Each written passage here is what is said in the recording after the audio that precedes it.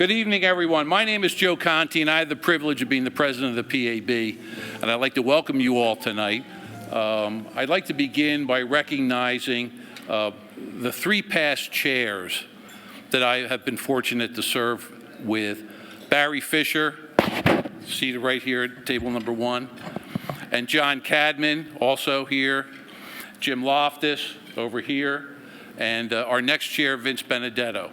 So on behalf of the entire board, we welcome you all tonight. And by the way, please start eating. We're going to have a couple awards, then we're going to break for the entree, and then we'll come back for the final award. So feel free to start eating if you would. So I'd like to welcome you to our dinner. This is the first time in a couple of years, so I have a couple of thanks early on here. First of all, I want to thank Science for letting us all get together tonight. It's been about 3 years. I'd like to thank our sponsors, CNN and BMI, for their sponsorship tonight. Now, tonight's theme is Legends and the Future. Legends and the Future.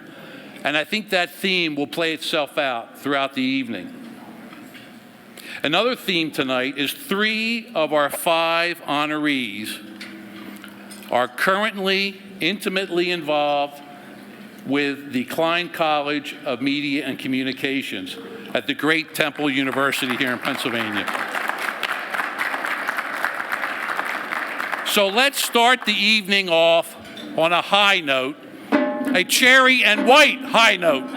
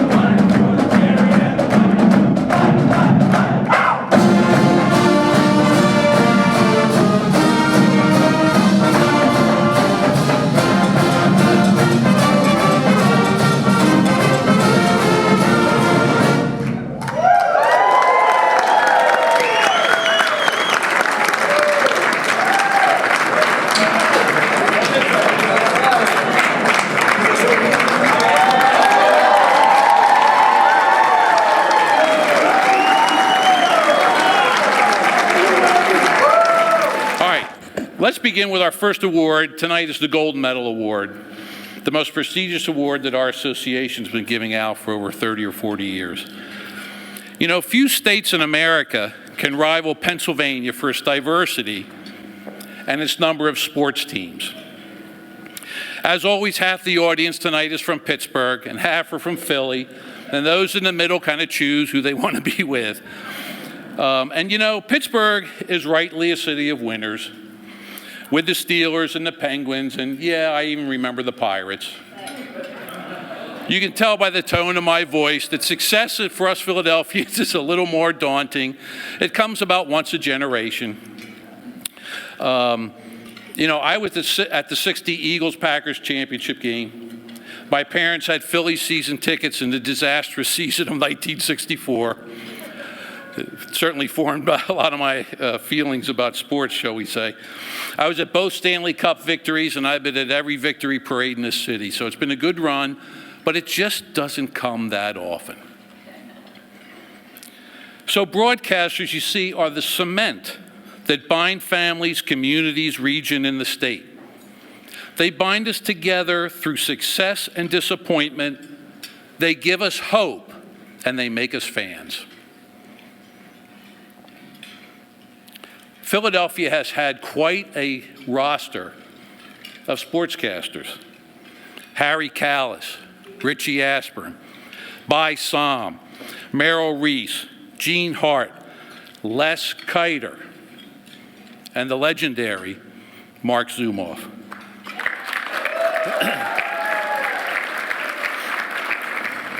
So full disclosure, I've been a Sixers fan for 60 years and a current season ticket holder. And when the board asked me to offer Marc Zumoff this award, I had a little fun. So I'd like to read you the first couple of lines of my email to Marc Zumoff that was entitled, "Turning Garbage into Gold." On behalf of the Board of Directors of the Pennsylvania Association of Broadcasters, it's my privilege to offer to present you with our most prestigious Gold Medal Award for 2022. The board was on the seesaw, but after locking all windows and doors, and in no particular hurry, they said, "Hold on, we're coming in for a landing," amongst the tall oak trees. And while being fouled en route to the net, and with the shot clock unplugged, and the crowd beginning to rise at the Wells Fargo Center, the board relishes this opportunity to offer you this award. So Marc Zumoff was creative. He was talented. He did it in that Philadelphia way, didn't he? It's been a wonderful 27 seasons, 18 Emmys, 6 different broadcast partners. Born in Philadelphia, Temple made, and several times now becoming a Temple maker in his new role at Temple, helping students to become broadcasters. So I don't know if you can cue it up again, gentlemen. Are we ready to go? Let's meet the PAB 2022 Gold Medal Award winner, Marc Zumoff. Here's the thing. Marc Zumoff, when you start listing play-by-play announcers in the NBA, he's at the top of the list. Congratulations, Marc, on an extraordinary broadcasting career that continues to set a new standard of excellence across the NBA. First and foremost, what an amazing story. A Philly native who becomes the voice of a generation for Sixer fans, and you've had as much an impact on the Sixer fans of any of the great players who've worn the uniform. Here to congratulate Marc Zumoff, one of the great announcers in NBA history. Marc Zumoff, the best commentator, the world's best commentator, hands down. The steal by Iverson, posting in! He wins it! He won the game! Redick, can he get it off? He does for 3! Yes! Whoa! He's got Bogdanovich thinking about a 3. There it is! Yes! Wow! Aaron doesn't get it off. Yes, he does for the win! Good! Aaron McKee at the buzzer, and the Sixers win! Here's McConnell. Can he get it off? Yes! And the Sixers win it! Joel. Oh, and a slam back by Simmons! That's the way to turn garbage into gold. And blocked by Embiid. Allen for the record. Yes! Curry for 3. Yes! Jimmy Butler with a game on the line. Thinking 3. Butler for the lead. Yes! Jimmy Butler did it again! Three-point shooter. There's Simmons. Yes! He did it! Hold me back, fam! Embiid as Gafford went for it, and that time Joel was sure to slam it down, and now he wants to hear it all. Guys, thanks for everything this season. What a run and what a playoff series. I was secretly glad to get just one more with you. And let me just say this, Amy, what a pleasure it is to work with you three. You guys are terrific, and the crossover is my favorite thing to have happened this year, and thank you again for inviting us into your living room as well. He's locking all windows and doors. Give it up for Marc Zumoff. Please come up and accept your award from the PAB. John Cadman, would you like to come up, our current chair?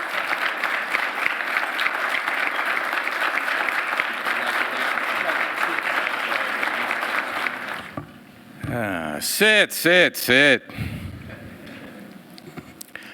Clark Griswold. Seriously, who remembers Clark Griswold? Okay, what was it? National Lampoon's Vacation, Chevy Chase. He's taking his family, it's like a road trip picture. And he's taking his family across the country to see what?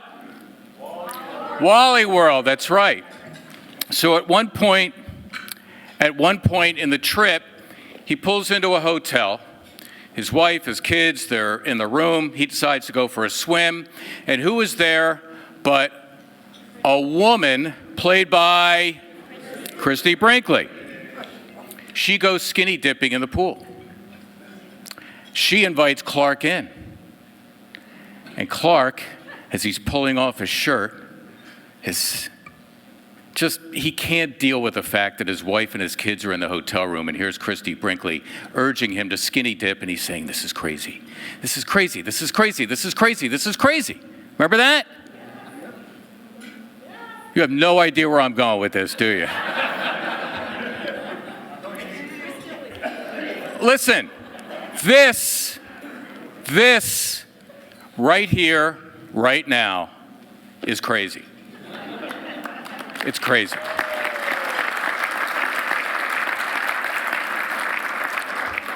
Listen to this list. These are some of the past winners: Bob Saget, Dick Vermeil, Ed Bradley, Ed McMahon, Arlen Specter, Mario Andretti, Fred Rogers, Arnold Palmer, James Michener, Alexander Haig, Jimmy Stewart, and the previously chubby kid from Northeast Philly. Unbelievable. We have a bunch of broadcasters in this room, so I'll share this quick story. When I was 11, I was fascinated by the AM disc jockeys, WFIL, WIBG. What they would do is they did something called talking up a song, where they would give the weather or some sort of an announcement during the introduction of the song, and somehow they knew when to shut up, and suddenly the lyrics would come in. You know what I'm talking about? Of course you do. I was fascinated by that. I took my vinyl records, I spun the turntable, and started to imitate these people. And I found that I liked it. And then I would combine my love of sports by turning the sound down of the TV and doing games into a tape recorder. But back in the day, it wasn't like it is today with cable and streaming where you could literally turn on the television at any time and find a game. Back then, and I'm dating myself, but others who are 60 and above will remember in Philly, we had channels 3, 6, 10, and 12, and then later on we had UHF. But the point is, there were maybe 20 Sixers games on per season. So I found that I loved doing play-by-play. So what I would do is I would come home from school and I would put the television on channel 8. Now, I just said 3, 6, 10, and 12. I'd put the TV on channel 8. What was on channel 8? Static or snow. But in my warped mind, it sounded to me like a crowd. And I would sit there and I would make up a game. Chamberlain outside to Greer. Now Cunningham drives right baseline. 15-footer, good!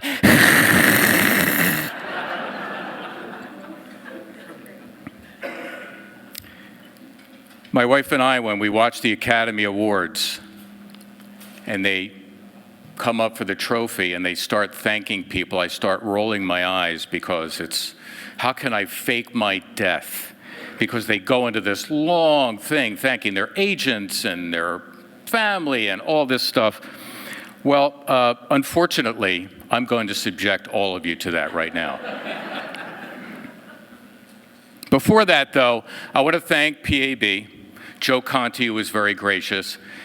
Gail Conti, where are you? Stand up, please. This is your show tonight. You did an awesome job.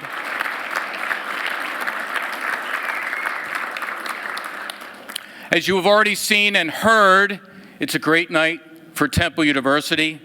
David Boardman, the Dean of Klein College, who is an awardee tonight. David has had not only some personal issues, but to run a major college's communication school is 50, 60, 70, 80 hours a week and more. I also work at Temple. I'm the Associate Director of the Claire Smith Center for Sports Media. I'm often on Zooms with David. Recently, he was 5 minutes late to a Zoom. And why? Was he trying to get someone to give millions to the school? Was he dealing with some serious academic issue? No. He was trying to help a student to get a job. David, my hat is off to you because that's the way you think, and that's the way we think at Temple. Thank you for setting that tone. That's awesome. Kevin Negandhi. Kevin Negandhi. I know you validated this in the elevator on the way down, but did I actually help you? Yeah. When you were a student, you sent me a tape of you doing play-by-play of a women's game. Tell everybody I was nice to you. You were amazing. Multiple tapes. Thank you. And you had thorough notes. Thank you. By the way, I'm the co-author of a textbook on sportscasting. Kevin was kind enough to do an interview. I wrote a sidebar on it. Kevin Negandhi, the first Indian American to serve on a major sports network in the United States.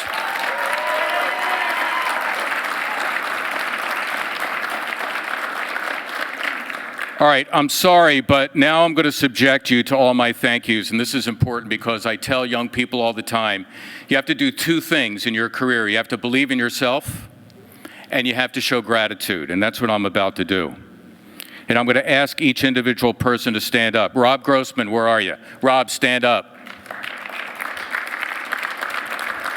Rob, you allowed me the opportunity to audition for an indoor soccer team in the late 70s. That eventually led to my position with the 76ers. By the way, I had a one-game audition for Channel 17.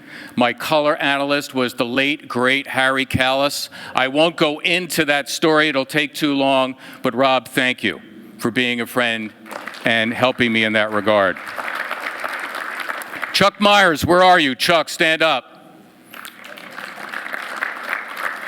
Chuck, you've never done anything in broadcasting, we know that. You were a teacher. You were a teacher for your career. But the one thing you did do was help me to become a good father, at least I hope so. And it helped me to balance my career and my work lives and my personal life. So thank you very much for that. Kids, my kids are here tonight. If you don't like anything I did as a father, blame Chuck. John Slobodkin, Sean Alexiak, stand up.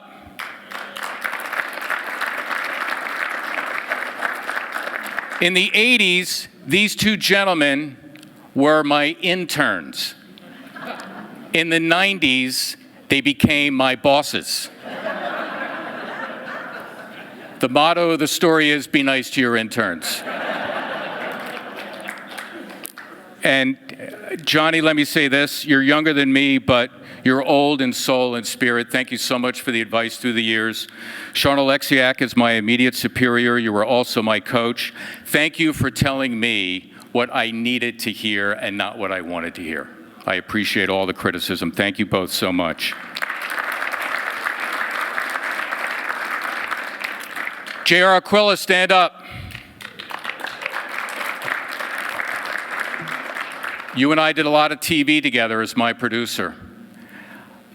When you do live television, they say it is good to put mistakes and issues in the rearview mirror. Somebody once said about you, you don't have a rearview mirror.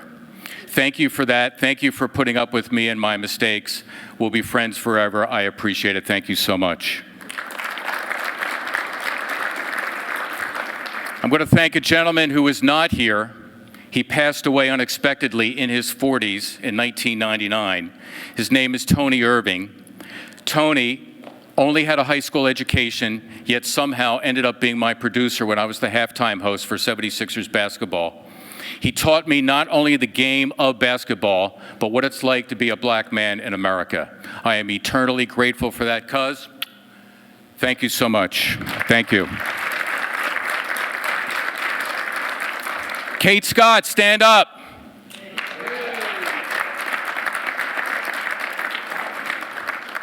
You're my baby sister, girlfriend, okay?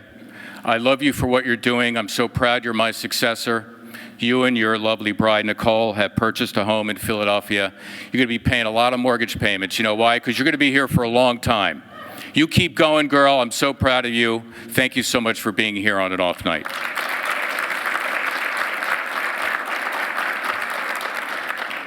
Jacob Zumoff, stand up. These are my offspring. They're much better looking than me. They're much smarter than me. Of course, they take after the mother, that's for sure. Thank you so much for making me proud and being sons that only a man could dream of. I appreciate you both. Hani, stand up with my grandchild, Vivian.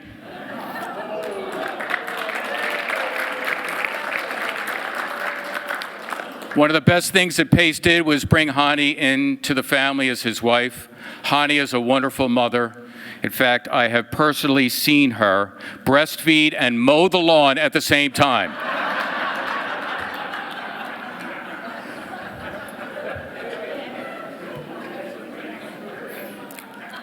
All right, honey, stand up. No, you. I'm talking to you. You. I met this woman. This is my wife, Debbie, by the way. I'll end the suspense. We first met in 1981. I could see right away she was beautiful, she was sexy, she was smart, and then she proceeded to tell me that she changed the oil in her car by herself, that she rotated the tires by herself, and that she was Jewish. After that, I said, I'm going to marry this girl. She looked at me and said, too skinny, eyes are too close together, he's bald, and he's got dry skin. No way. Little has changed since. I can't believe you stayed with me. We'll be married 40 years in August. Honey, I will love you forever. Thank you.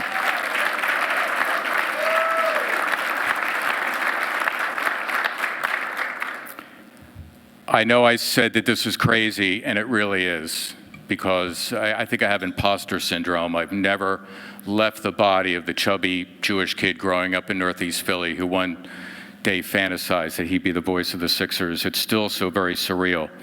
But then again, I've had the opportunity, thanks to all of you, to offer my love and support to all the people who have supported me. So upon doing that, maybe it's not so crazy that I'm here after all. Thank you all so very much.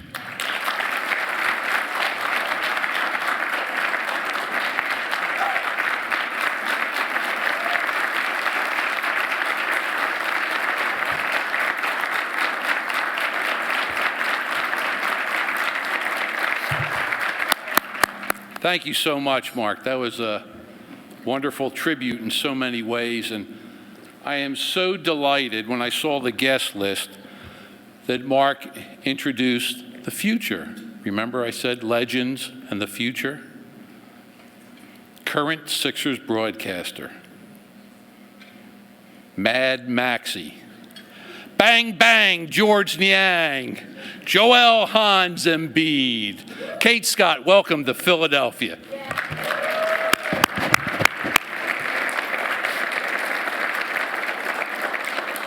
You're going to love it here.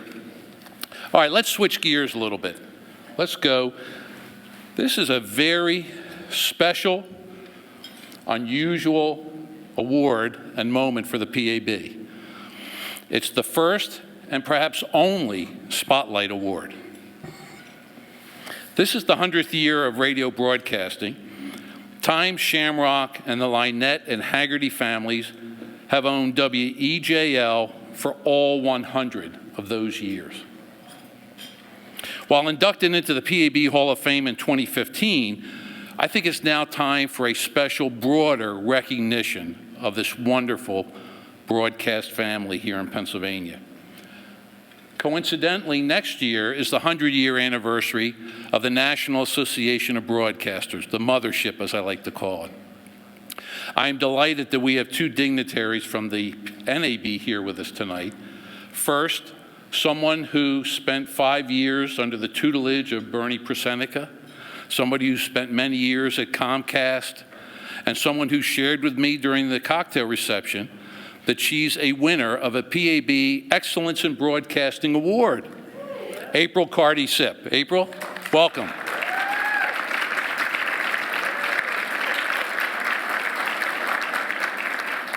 Deep, deep Philly connections that you never lose, right, April? 100%. Okay. Go Sixers. And I am really, I can't tell you how delighted I am that NAB President Curtis Lynett is with us tonight. Curtis is such a wonderful person, and I think maybe Curtis and I share something. We're sort of public policy guys. Okay, we're recovering politicians. Okay. And we both found our way into administration of broadcast associations, and he is just a wonderful person. He's collaborative, he's spirited, he's measured, and most important, he's a listener.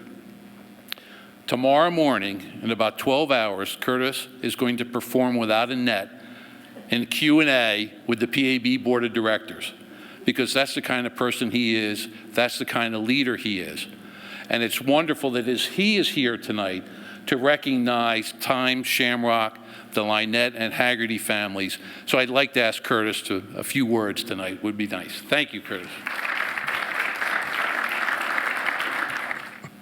On behalf of all of us at NAB, I want to say a huge thank you and welcome.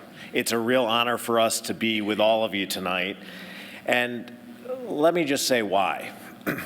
When you think about what makes broadcasting unique, it is community and it is trusted information. You know, you all are competing right now in a media landscape that is filled with disinformation and entities that want to tear us all apart. And I got to be honest, I walk into this room, much to your chagrin probably, as a Boston sports fan.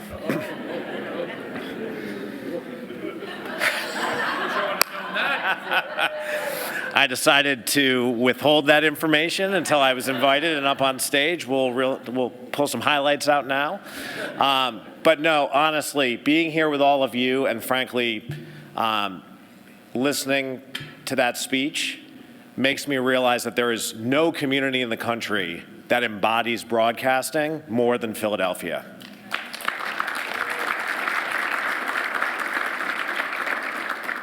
As an aside, I've also learned, I've got 3 kids, 10, 8, and 5. And it looks like I need to send them to Temple University because I'm flipping through the program for tonight, and it's pretty clear that if you go to Temple, you're going places in life. So, Dean, very proud of the work that you are doing.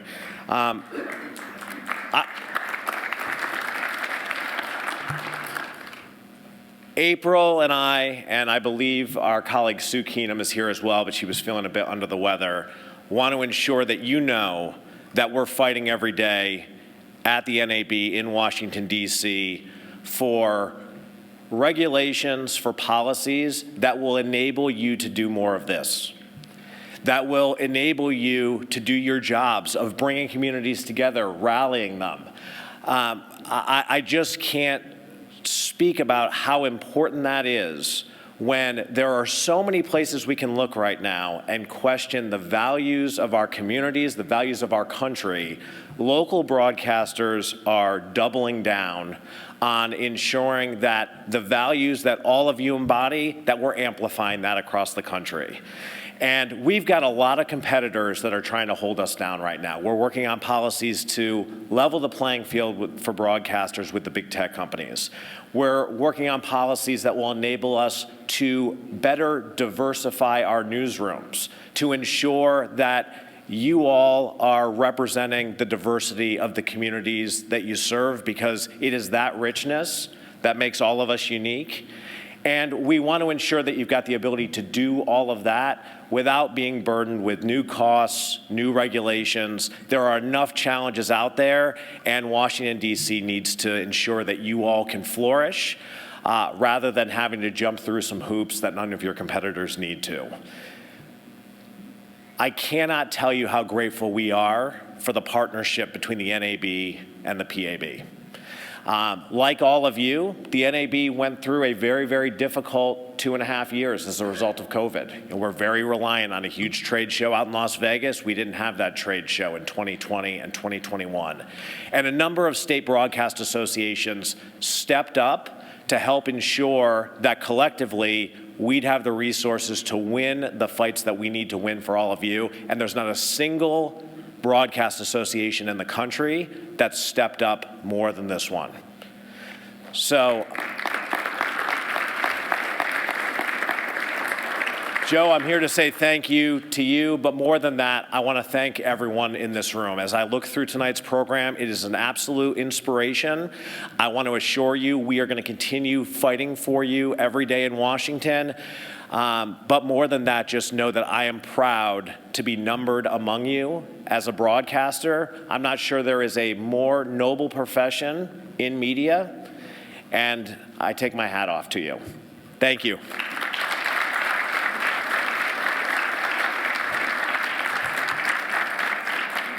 Thank you very much, Curtis. And I have to tell you, the NAB is the real deal.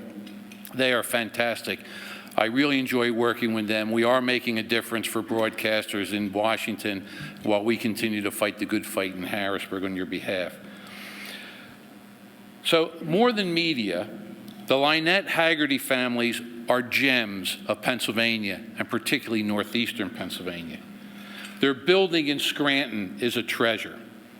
And blessedly for all of you, WNAP has produced a wonderful introductory video, so you won't have to listen to me too much longer, of this legendary, literally, every year there's been radio in Scranton, Pennsylvania.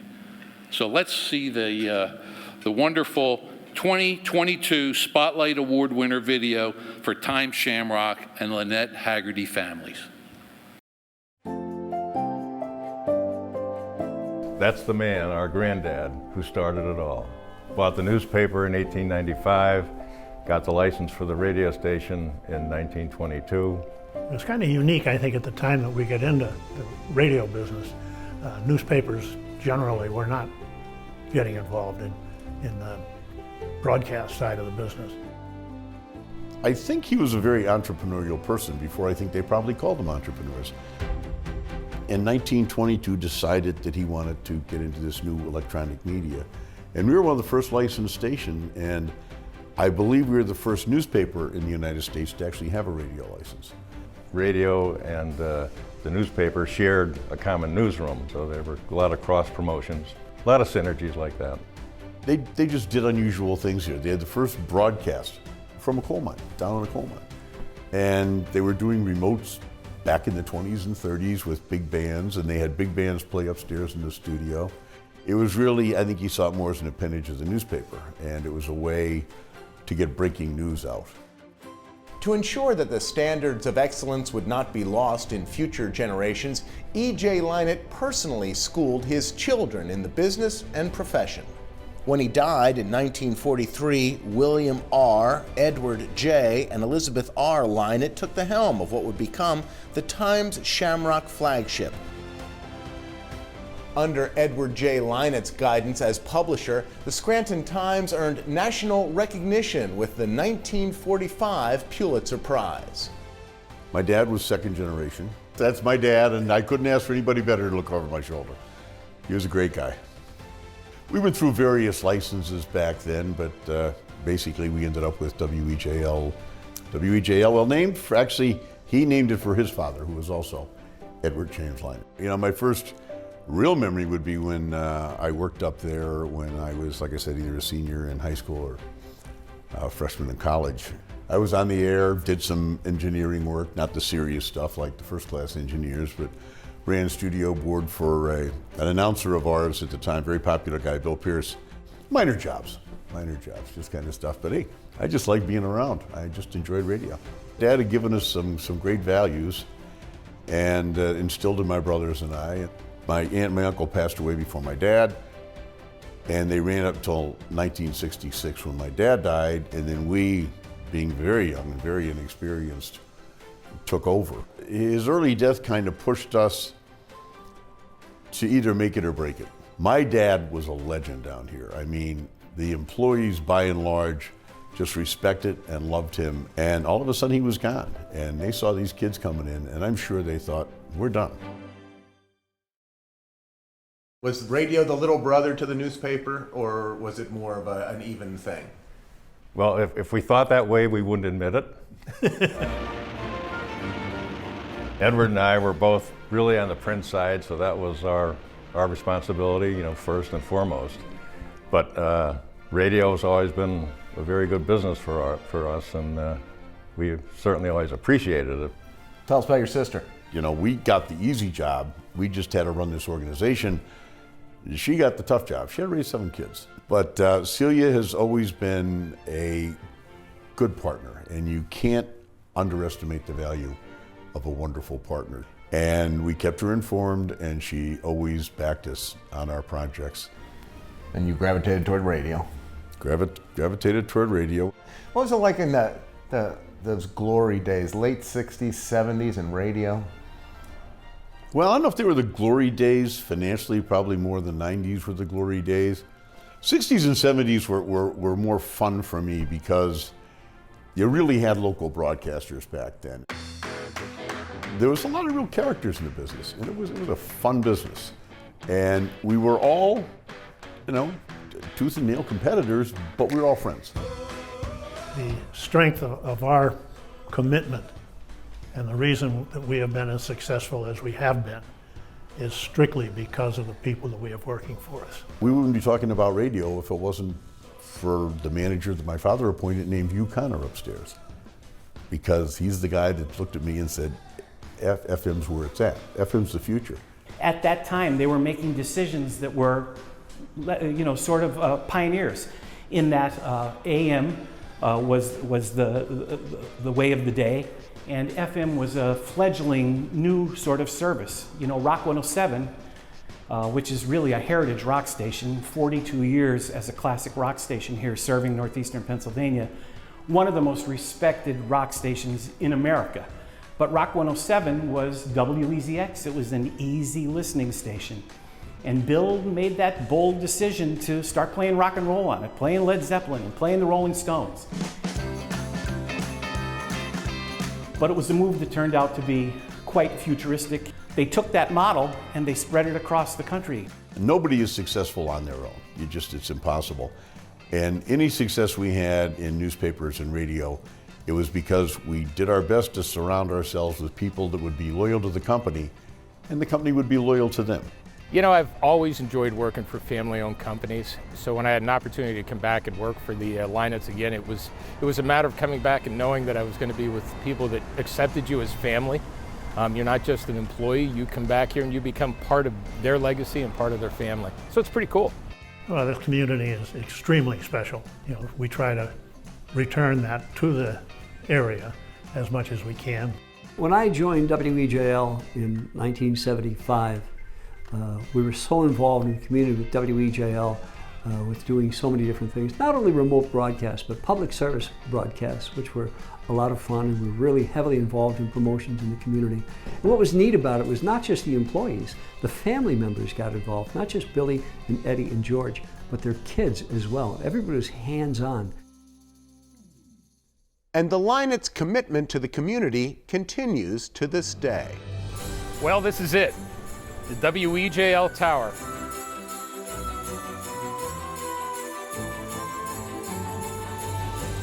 Every year you'll see at Christmas time, the Lynetts give something back to the community, and they can't do it any better than lighting up the tallest Christmas tree possible in downtown Scranton.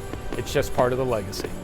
So the radio stations obviously started over 100 years ago with E.J. Lynett, and it's grown from there to where it is today, where it's multiple properties throughout the country. But here in NEPA, we have the founding station that started, which is now ESPN Radio, and in addition to that, we have Rock 107 and QFM. We just continue to try and grow the properties that we have. We have a board of directors, and they're in charge of the future of the company right now. We've really turned the company over to them. And they, along with our managers, are responsible for hopefully seeing the future and being able to move us in that direction. So they deserve some recognition. It's a celebration. It's an extraordinary commitment to northeastern Pennsylvania. And, we're thrilled to see the PAB, Pennsylvania Association of Broadcasters, recognize Times-Shamrock and these Scranton radio stations. Well, it's certainly exciting news for us. 100 years, you get awarded for the 100 years. But we've loved being in the radio business, and it's been good to us, and we've tried to be good to it.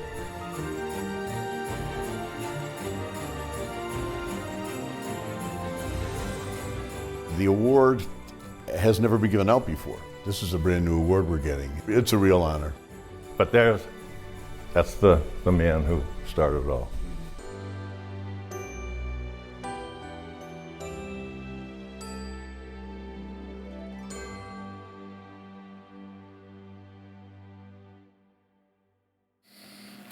First of all, I want to say thank you to our friends at WNEP. They really produced a great video. They somehow managed to edit out the questionable comments that my brothers and I made. So that's always a good thing when you see the video and realize, oh, thank God I said that, but it's not in there.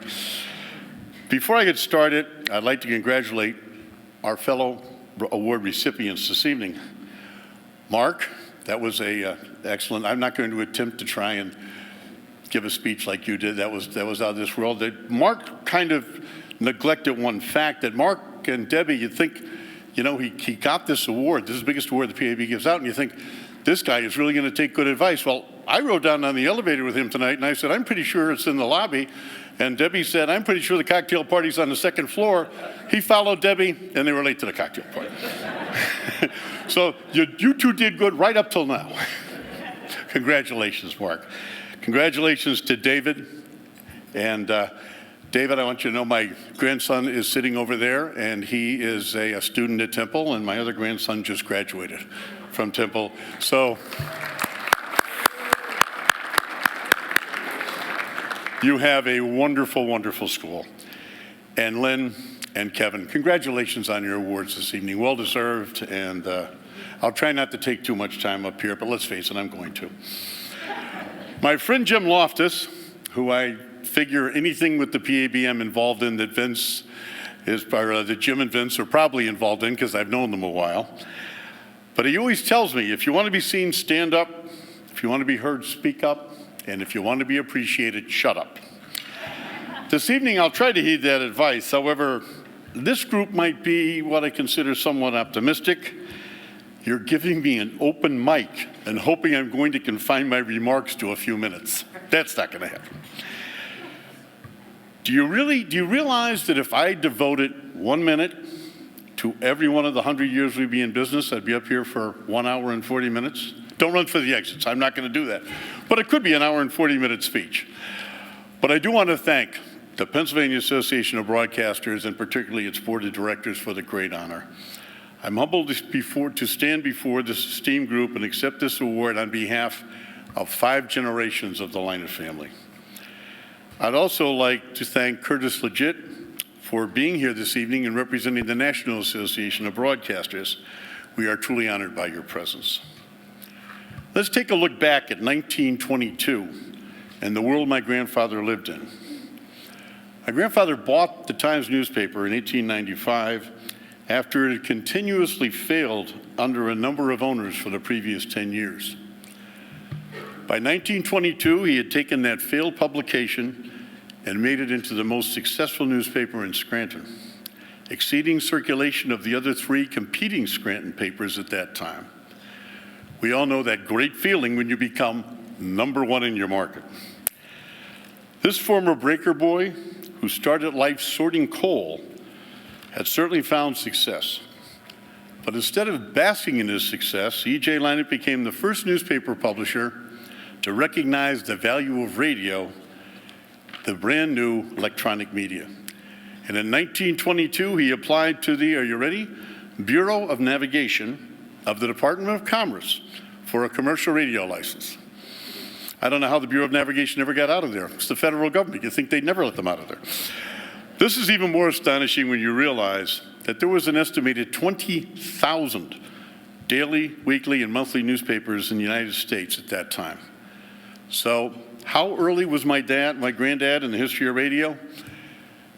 On February 8th, 1922, President Warren Harding had the first radio installed in the White House. On February 27th, the first radio conference, and I'm sure it wasn't nearly as nice as this, was convened by U.S. Commerce Secretary Herbert Hoover. Later that year, Warren Harding became the very first president to address U.S. citizens on this new wireless marvel called radio. And in October, the legendary British Broadcasting Corporation was founded. The BBC would start broadcasting daily newscasts in December of that year. So you think about it. We're as old as the BBC, and I think that gives us bragging rights. For the following 5 decades, our family devoted broadcasting facilities to primarily delivering news and information to Scranton and the surrounding communities, including, believe it or not, local anthracite mine schedules and breaker coal schedules each day. I guess they were the early version of the farm reports. As we moved into the late 60s and decades beyond, we added FM stations in Scranton, along with stations in Orlando, Milwaukee, Baltimore, Tulsa, Austin, and Reno. But I always realized that none of this would have been at all possible without the pioneering founder, my grandfather, E.J. Lynett. I'd be remiss if I did not thank the hundreds of employees, both past and present, who devoted their talents to the success of our radio stations. This award belongs to them, too. At this time, I would like all members of the Lynett family, my generation, George, Patty, and Bean, this evening to stand up. And also, Jim, because you were such an important part of this, and Terry Dietz and Renee. All up. Back table, up.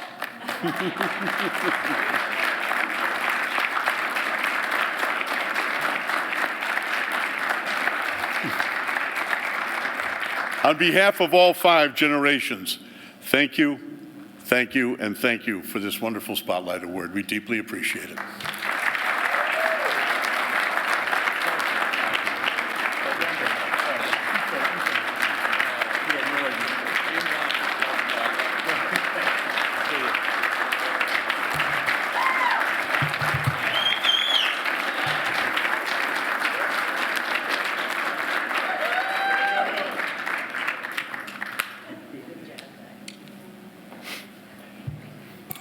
You know, I had the benefit of watching these videos over and over and over, and that one's a personal favorite of mine. But I have to highlight something in that video. I think it was in the 50s on one of your trucks. I caught something that probably was one of the first cross-marketing efforts maybe around. Remember, it's the Scranton Times.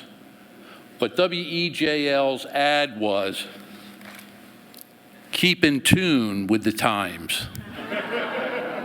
How about that? Yeah, that was great. Okay, next. The Radio Hall of Fame of the PAB. Lynn Deppen of Forever Media is the 2022 PAB Radio Hall of Fame inductee. Once again, continuing the theme of legends and future, here to introduce Lynn is a mentor to many and a friend to all, Mr. Radio, Kirby Confer, and his co-owner, Forever Media, Don Alt.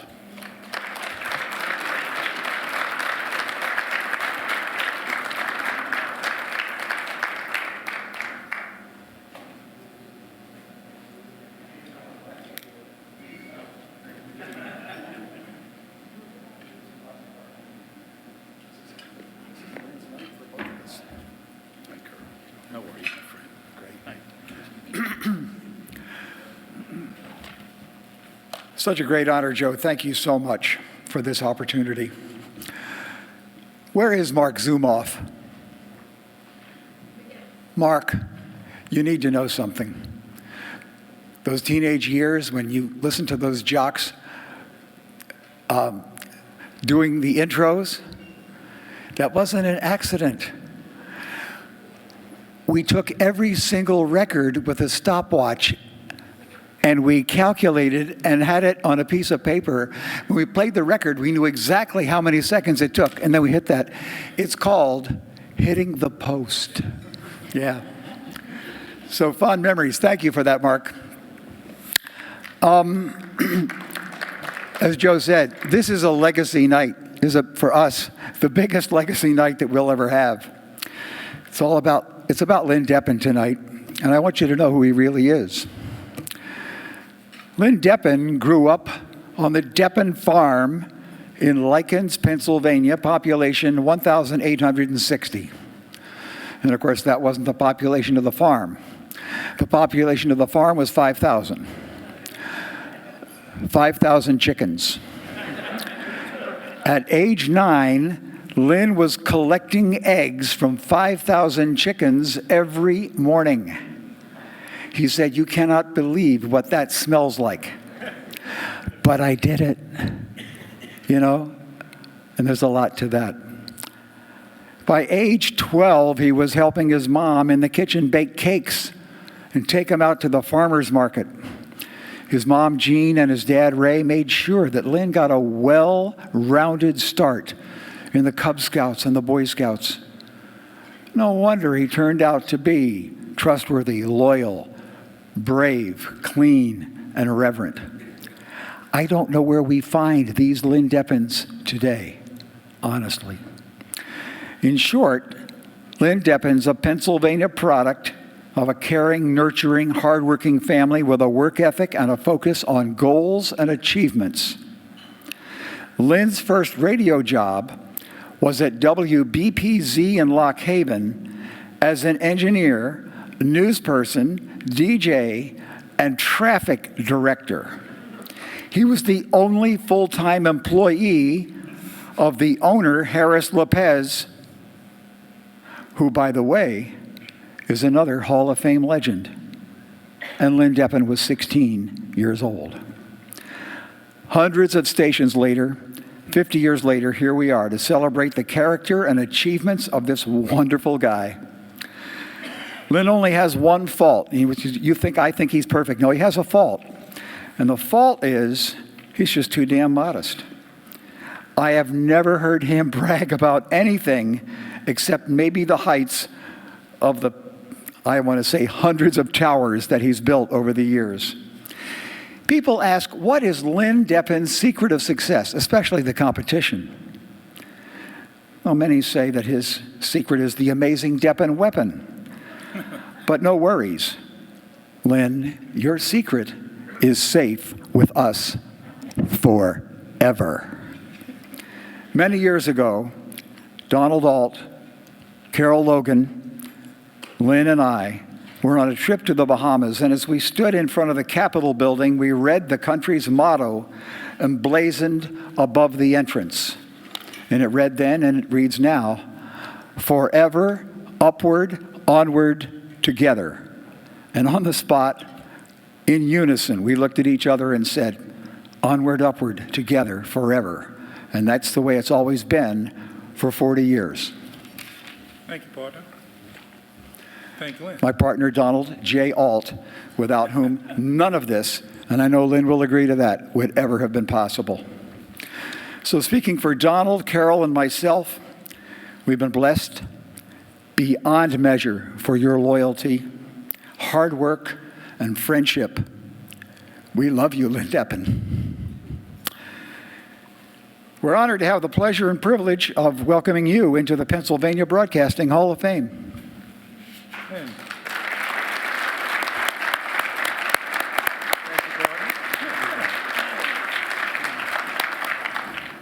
All right, Lynn, your turn. My turn?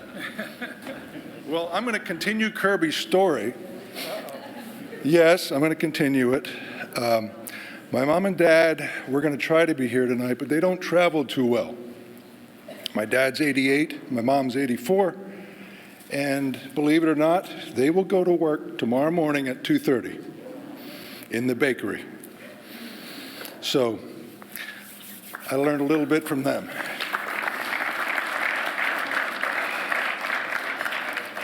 I would like to thank everyone in Forever, Donald, Kirby, my partners, their wives, their families, because this award really is a reflection on them. Thank you.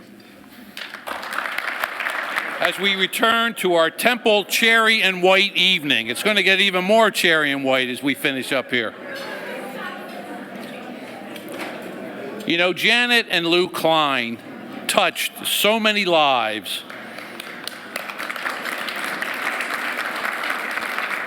And I'll go off script a little. Let's all give Janet a round of applause and the greeting she deserves.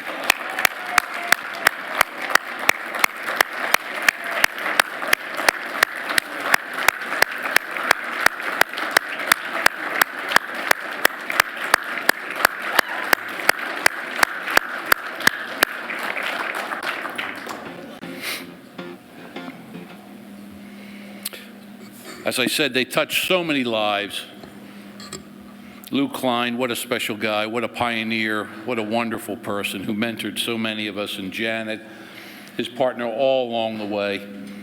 It's been wonderful for many. You know, I started my public service career as busboy to the Kleins in our family restaurant. That's how far I go back. It's literally 50, 55 years. So my love for Lou and Janet runs deep. Their Making a Difference Award is one of the most treasured awards of our Gold Medal evenings. Tonight's recipient is rather special. Klein College Dean David Boardman is entrusted with continuing the Klein legacy. Under his leadership, the Klein College is a member of the top tier of broadcast, communications, and media college programs in the country. What makes the Klein College so special, going back to Lou and Janet? It really is the practicums, the hands-on experience, the internships, and all these with the very best that broadcasting has to offer. Such a unique institution.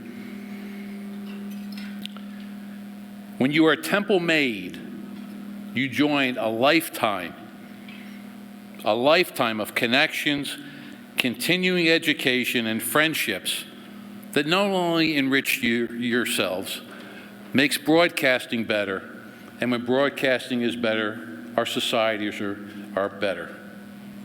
We all agree with that, don't we? That's why we're here. That's our purpose. That's why this Klein Award means so much. Janet and Lou Klein love and respect David Boardman. And I can assure you I've had the privilege to understand that that is a two-way street.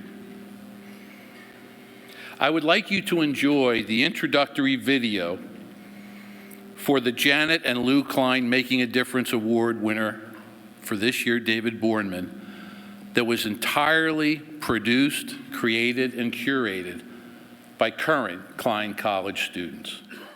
My relationship with Lou and Janet has really been one of the greatest blessings of my life. Lou was just an absolutely remarkable man. Everything Lou stands for, his values around professionalism, around work ethic, around diversity, equity, and inclusion. I mean, he lived all these things. I think that Dean Boardman really kind of recognized that talent can come from wherever. Talent is not necessarily wrapped in any one particular complexion or gender or identity. It really comes from a lot of different places. And I think that throughout his career, he's been able to not only recognize talent, but put that talent in positions where they can be successful. When you join a newspaper staff or a college staff, you're really joining a leader, and you really want to make sure that you know that leader. And I think he was really a great leader in Seattle.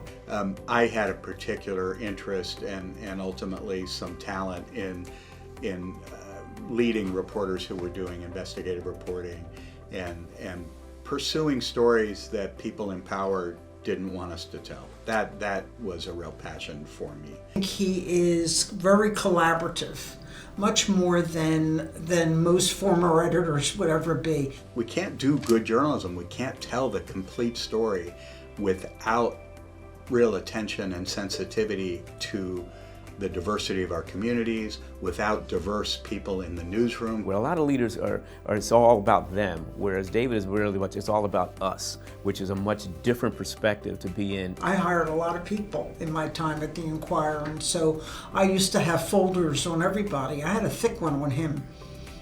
So I knew he was as good as everybody told me he was. I think the thing that makes him different is that his dedication to the cause I think is unparalleled. I think that when he believes in something, he will fight tooth and nail to make it happen. He really is a good guy. I mean, I don't know what else to say, you know, and he respects people, and I think that's a sign of a really good leader. The reason I do this work is to make a difference in the lives of our students. That's the most important thing to me. Well, I'm so thrilled he's getting this award. I don't know anybody who deserves it more than he does. Thank you. Thanks to the PAB for selecting me for this prestigious honor. As a former ink-stained newspaper guy, you know, I never expected to get an honor like this from a group of broadcasters, but I figure it's payback for all the millions of dollars in political ads that you guys have received that we never could get. So. I'm touched beyond words to receive an award, named for two of my personal heroes, Janet and Lou Klein. And I'm really thrilled to be on the same program with two of our alums who have become really close friends of mine, Kevin Negandhi and Marc Zumoff. I'm grateful to Joe and the PAB for being such enthusiastic supporters of our program at Temple, but also of journalism and broadcast education around the Commonwealth, not only at Temple, Penn State, Point Park, other great programs. It's not an overstatement to say that Lou and Janet Klein changed my life profoundly. As you saw, before I came to Temple, I was the editor-in-chief of the Seattle Times for many years. And given the state of the newspaper business at the beginning of the last decade, I was kind of ready to do something else. I'd had enough practice at laying people off, and I thought, well, maybe I can do something else. And I got a headhunter call about a job at a place called Temple University. At the time, all I knew about Temple was pre-scandal Bill Cosby and John Chaney. That was all I knew about Temple University. But the more I learned about Temple and what was then the unnamed School of Media and Communication, the more I was intrigued. And I passed the first couple of rounds of virtual interviews. And then they invited me to come out and meet the faculty and administration and what they call the Board of Visitors, which is a mixture of professionals like you and alums. And the head of that Board of Visitors was this energetic, brilliant, 86-year-old dude who had taught part-time at the school for 6 decades at that point. And the more I learned about him, this guy had like an amazing career in television. That remarkable octogenarian was, of course, Lou Klein. And as two Jewish guys who love journalism, music, food, travel, baseball, and our wives, we really hit it off. I have no doubt that it was Lou who persuaded our highly academic, scholarly provost, who was a world-renowned Taiwanese chemistry professor, that it was okay to hire this working stiff into a position that had long been held by PhDs. A few years later, I got the job immediately, and a few years later, I had the pleasure of actually naming the school for Lou, both in honor of his many years of service to Temple and of a generous gift that Lou and Janet gave the school. And in 2019, I had the bittersweet honor of putting together at Temple a ceremony in Lou's memory at his passing. I'm so honored to have Janet here tonight. Again, please join me in acknowledging her. And I have no doubt that Lou would be really proud of the school he helped create and build and what it's become today. Thanks in part to financial support and mentorship provided to our students from the PAB and many of the individuals in this room, we are producing the Lou Kleins of today and tomorrow. Twice in the last 5 years, our Temple University Television has been named by its peers as the best college television station in the country. We have the director of TU-TV, Paul Gluck, is here with us. And in 2018, we won the nation's top award in diversity, equity, and inclusion from our academic association. Probably most importantly, we have about a 90% placement rate of our students into the professions in which they want to work immediately out of school. And I'm also proud to say that we at Klein we're making a difference not only in the lives of our students, but in the world and in our North Philadelphia community. For example, our faculty and students over the past couple of years have started news websites in struggling neighborhoods like Kensington and Germantown that don't get a lot of coverage from you or the Inquirer or others except around crime. And we're giving these communities the news they can use around their schools, around garbage collection, around a lot of things that the rest of us depend on in our daily lives, and they do too. And we're really proud to partner with some of the organizations in PAB on this important work. I also want to thank the PAB for making a generous gift in Lou's honor toward a much-needed new building that's in the works for our college. Although there are many Temple Owls among you, Bernie Prezenica certainly being one, we don't take that support for granted. And finally, I want to acknowledge one other person who can't be here with me tonight, but who's made a huge difference in my life so I could make some difference in others. That's my wife, Barbara Winslow Boardman. Like Lou and Janet, we met as college kids. I met her as freshmen. She met me as seniors, if you figure that out. I'm not as lucky as Lou was, though, as Barbara in recent years has been debilitated with early onset Alzheimer's disease, which hit her in her early 50s, and so this honors her as well. Barbara and I really have been inspired by Lou and Janet's romance, their activism, their energy, and their commitment to make a difference. So with this honor, you've made a difference in our lives. Thank you very much.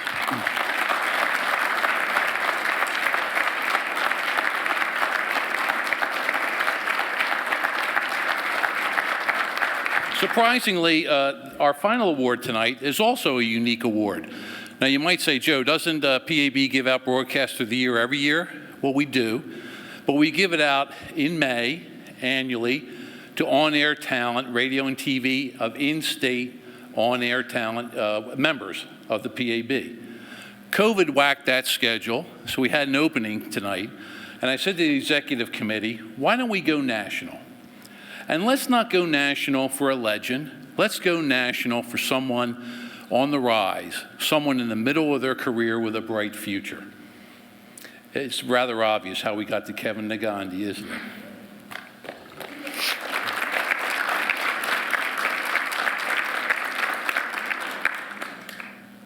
So his future is bright.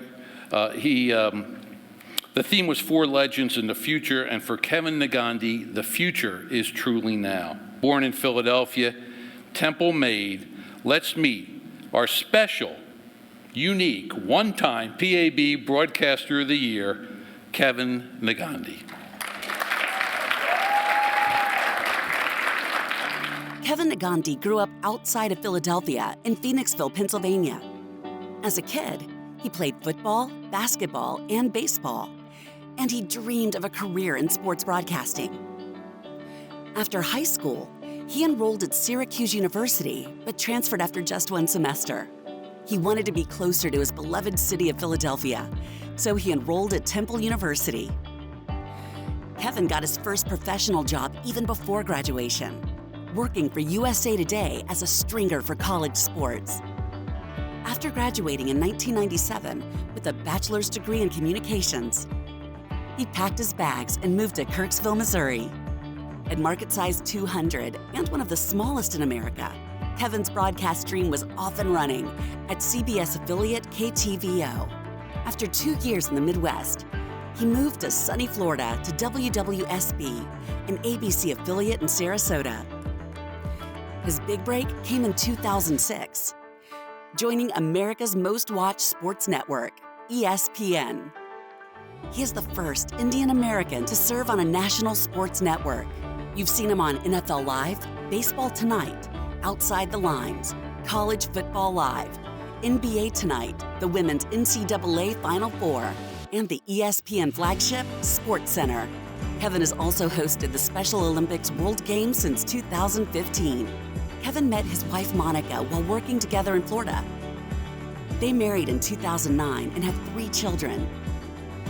In his spare time, Kevin enjoys spending time with his family, traveling, playing darts, collecting baseball cards with his sons, and doing whatever his daughter wants. And no surprise, Kevin remains a die-hard Phillies sports fan. Congratulations, Kevin Negandhi, the Pennsylvania Association of Broadcasters Broadcaster of the Year 2022.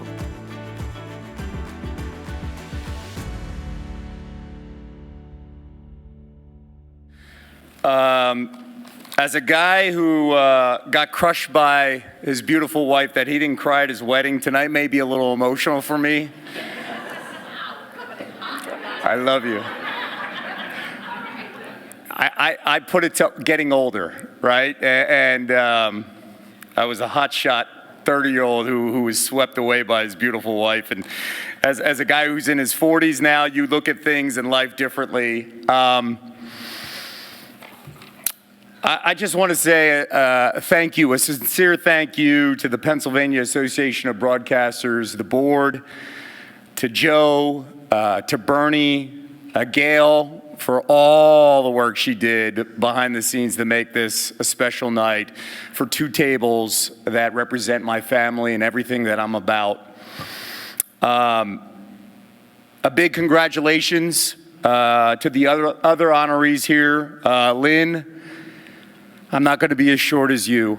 I apologize. Although I thought your speech was phenomenal. Times-Shamrock Communications, Marc Zumoff, who set the table tonight and set the standard as he always does. Dean Boardman, if I'm a student again, without question, I would come to Temple just because of you and the impact you continue to make on so many people. Most certainly, it's a Temple type of night. It is really humbling to be here. Also to see Janet Klein. You mean so much to so many of us. The last time I saw Janet, it was with Lou, and tonight Janet's first words were about my mother. And I lost my mom back in May. And the first thing that Janet said was how proud my mom was of me. And as a son, that's our duty as kids, to make your parents proud. And honestly, that was the greatest thing I could have ever heard, because I feel like my mother's in this room tonight. Janet, thank you. Thank you very much for all that you have done, as well as Lou, in representing Temple to the best.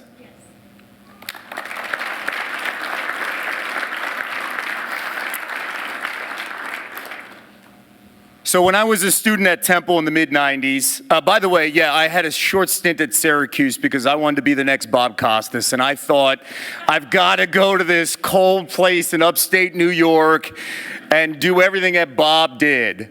That was really dumb.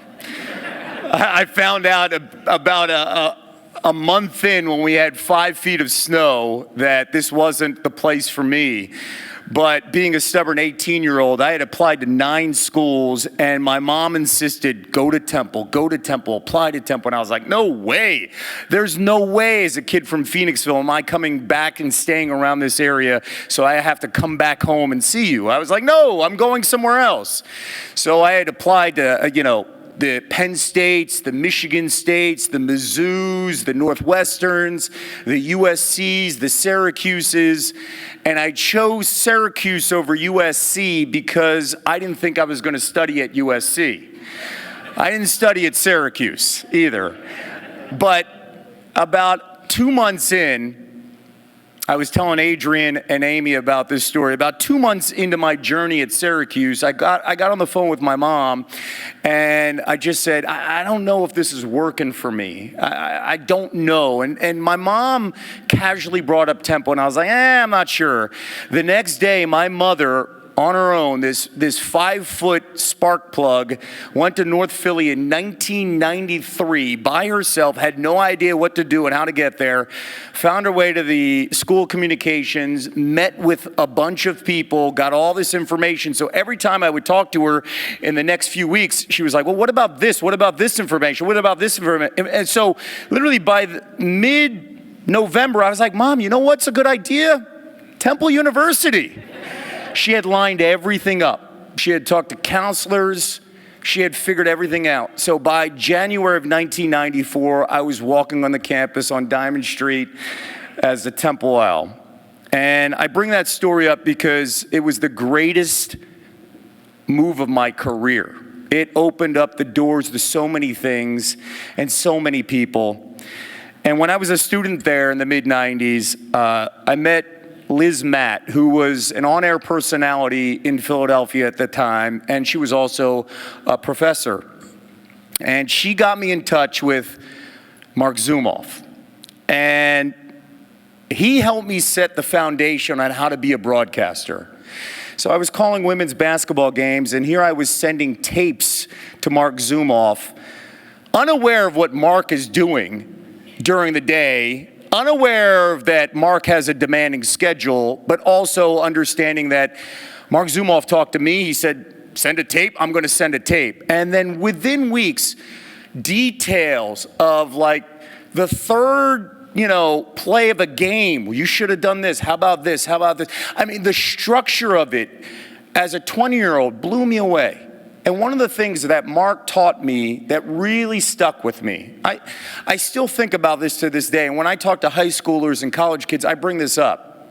It's outdated now because Marc and I are older, but it helped me back then. Marc said, when you talk to somebody, and it's somebody that you feel like you're going to meet again, go home on an index card, write down what you talked about, what their topics are, so the next time you're at an event, you could revisit that topic, that index card, and then bring it up.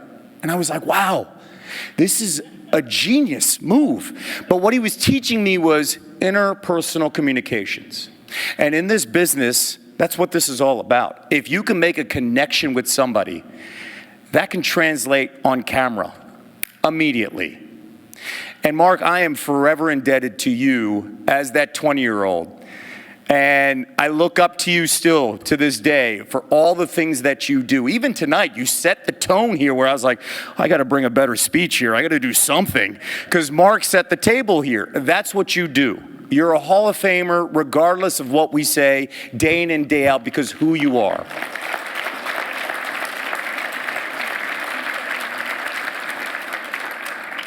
And I'm grateful for that because as a 20-year-old, it taught me that pay it forward.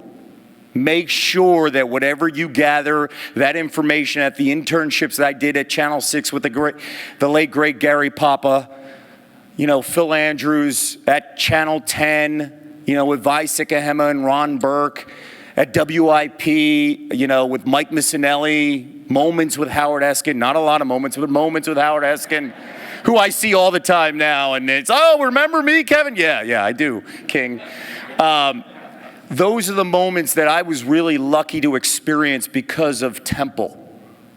And I'm going to be forever indebted to being an owl. And what Dean is doing, Dean Boardman, because I call him Dean, he's my Dean. Dean Boardman is doing at the Klein School of Communications. We're so lucky to have you. I've never met a person come to a different city and then basically go all out and embrace himself in every single fiber of that city to better understand the DNA. And you have to do that in Philadelphia because we're not cut out of the same cloth as the West Coast or other cities that David's been to. And he embraced the Philadelphia experience all the way through, that now he is one of us, through and through. Go Birds. I love that. So thank you, David. Thank you for all the things that you've done over the last few years. As a proud alumni, you say when, I say yes. That's my wife over there you have to talk to. Not me. Tonight is it's really special for my family. When Bernie reached out, I read the email 4 times because I was like, me? What? I honestly didn't know how to respond, but the first thing that went through my mind was, I can't wait to tell my mom. Because, my mom was my biggest fan, and so one quick backstory, when I graduated from Temple, a lot of, some of my friends were, going to New York or staying in the area. My mother said, everybody's staying close to home. You're going away to Missouri. I'm going to miss my baby. I was the youngest in the family. And I, as a 23-year-old kid who's really young and dumb and foolish, but also a dreamer, I said, Mom, when this is all said and done, I'll be back in your living room every single day, so don't worry about it. The arrogance of a 23-year-old about to get into TV, I eventually thought I would get to ESPN, but if not, I'd get to Channel 6. I'd come to PVI no matter what, and I'd be in my mom's living room every single day. obviously in your 20s you find out that struggle is real in TV, that it will eat you up and spit you out, and you will burn out within a couple years if you're not making sure you're following the right guidelines. And I did burn out, and that dream of being in my mom's living room really was just a dream and a conversation piece at 23. To get to ESPN at the age of 31, and that first night I was on ESPN News and I was in my mom's living room, I'll never forget it. And for 16 years, no matter what the show, no matter when I was on, whether it was on ESPN 2, ESPN News, ESPN, ABC, my mom would send me a text and say, "Thank you for visiting me in my living room." Every single show. She would ask my brother, "Can you DVR? When is Kevin on? Is he on this show? Need a DVR. I'm going to take a nap, but I need to watch it." And then she would text me in the A block of SportsCenter every single night. "Thank you for stepping into my living room. By the way, who's your co-anchor? I don't like how they're talking to you. I love your tie. Did you get a haircut?" So she's in the room tonight, and we miss her dearly. And it was important that there's a table that represents, my mom. I'm blessed with a ton of cousins. I've got a cousins table over there, and I love you guys. They're like brothers to me. We are texting constantly. One of my cousins went up to Woj tonight and asked about Doc Rivers' future. Sorry, Woj. But this is what we do. We are constantly, can we trade? What's going on with Jalen Hurts? What happened here? We still live like we are 12-year-old kids. And they always make me feel like I'm that 12-year-old Indian boy who had the big dreams. And I love you guys very much. And God bless your wives, because we're all a pain in the ass. At the table with my cousins is my boy Keith, who is a Temple grad as well, and his beautiful wife Amy. They were together while we were in college, and Keith graduated a year in front of me. He was a med student, changed his major, decided he wanted to become a sportscaster, and he paved the way for me. He went to Kirksville, Missouri a year before me. I had no idea about Market 199. Keith went there first, and a year later I followed in his footsteps, but he pushed me in college. I'll never forget, I was in a communications class, and Keith sat in the front row. I was like 5 rows back, just sitting there, and Keith's asking every single question. I was like, who the heck is this pretty boy in the front row? Why does he keep asking questions? I want to get the hell out of here. And I found out that guy was the guy, he was my brother. He was pushing me as much as we were hanging out every single day. And Keith, I love you for that. I wouldn't be here without you either.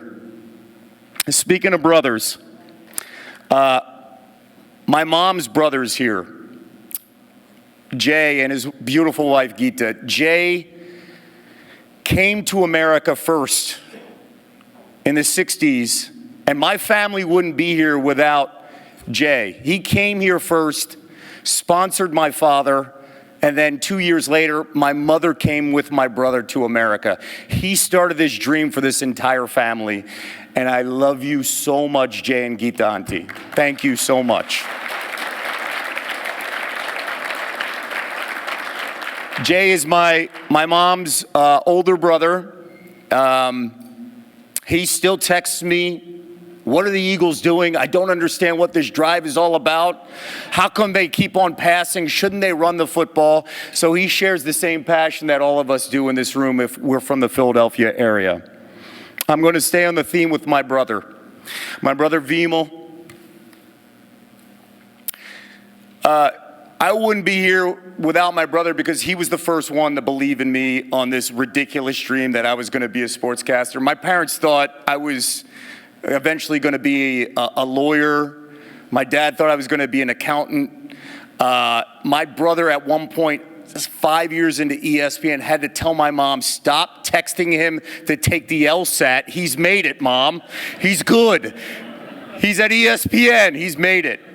Vimal, he's the one that taught me about everything in life. He's the one that said, you can do this. He's the one that stuck up for me with my parents when my parents were like, there's no brown people on TV. This is the dumbest thing in the world. It was my brother saying, you have no idea how smart he is and how good he can be. And I love you for that, Vimal, every single day. Also at this table, listen, he's part of my family. Adrian Wojnarowski and Amy, his beautiful wife. Adrian, listen, Adrian's probably going to be breaking news in the middle of this speech. That's how good he is about the NBA. So the most amazing thing about Woj is that when, we were at ESPN, he came back. I remember working with him on ESPN News, and then he killed us when he went to Yahoo, and then he came back. We had an immediate bond, and he believed in me when there were many times I was like, do I belong here in the big leagues with these guys? It was Woj who was sending me texts like, yeah, I want to do this show with you. What about this? And there were many conversations I would have with Woj while he's breaking news. I would have with Woj, like, where he was carrying me. And Adrian, it means the world to me, our friendship and relationship. Thank you so much.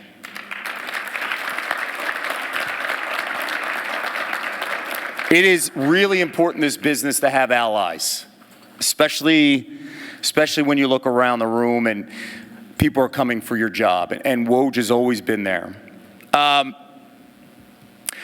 So we are blessed with 3 amazing kids. My 10-year-old's smiling so big right now because he cannot wait for his moment. My 8-year-old's wondering why he's not on the stage holding it, the trophy. And my 6-year-old beautiful daughter, the reason why she's still up, I had to promise her at the start of dinner that I would mention her multiple times. They are the greatest thing that ever happened to me. They taught me the perspective of coming home after a bad show, that it didn't matter. What my best job in the world was being their father.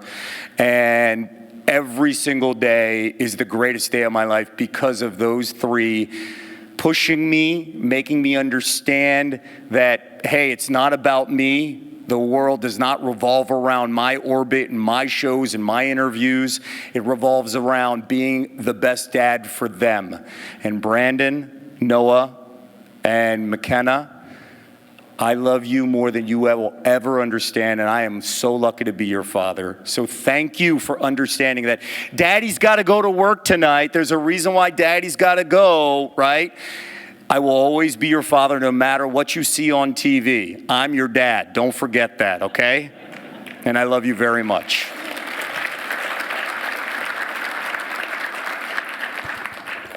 Thank God there is not a red light beeping here and taking me off, because I need some time. To my dear wife, Monica, who's rolling her eyes right now. She came into my life at the perfect time. As somebody that left TV and came back into TV in my late 20s because I burned out. She was a godsend for me when I was 30 years old. She walked into the newsroom. She was a reporter.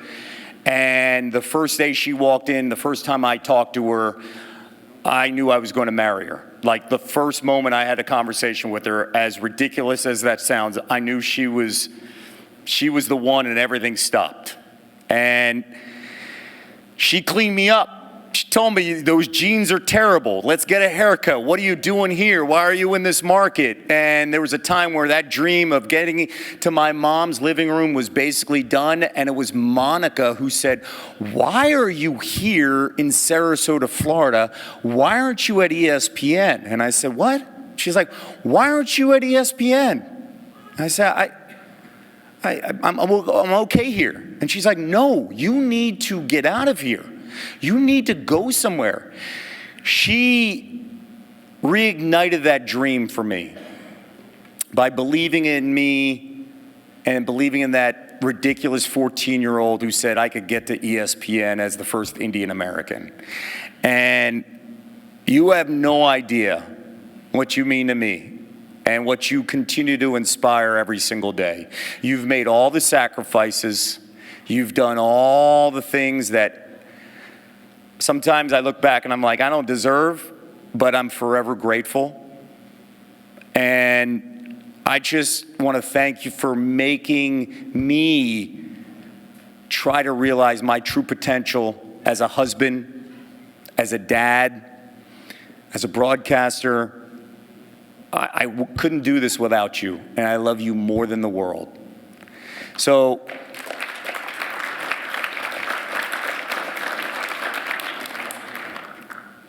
I take this award, it's literally not for me, it's for these two tables. It's for so many other people that really have helped me through it all. And the craziest thing about this world that we live in is, you know, Joe, like I'm so grateful for PAB. Congratulations to Vince, who's coming in as the president. Vince and I went to Phoenixville together. And like, we haven't seen each other in 25 plus years. And like, I'll never forget when the Jordan 2s came out, Vince was the only one who had those sneakers. And this was back in 1986. And it's amazing that this is a full circle night for me with Temple, with Phoenixville, with everything here and my family. And you guys are in great hands, the PAB. Thank you very much for tonight.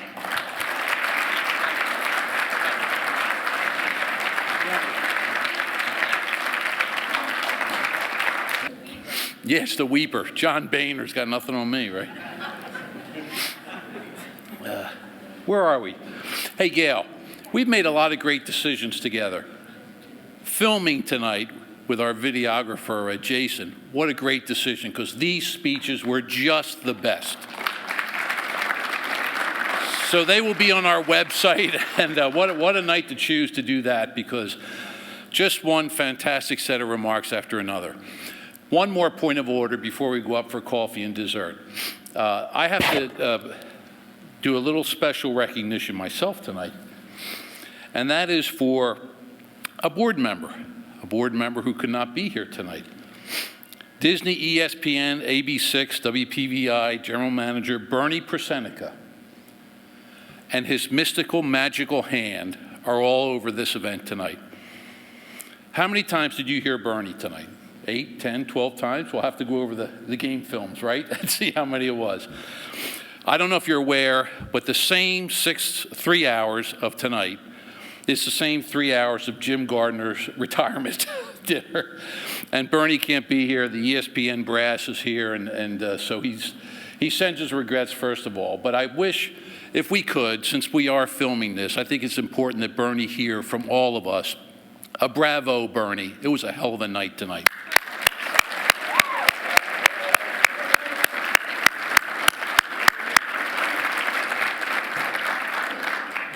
Last but not least, Team PAB.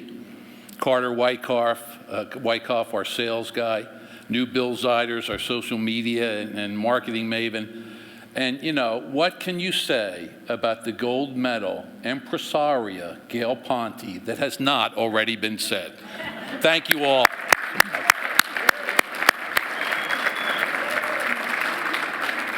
So let's go up and have one more sarsaparilla, a little dessert, and a little coffee upstairs. Thank you all so much. It's been a great evening.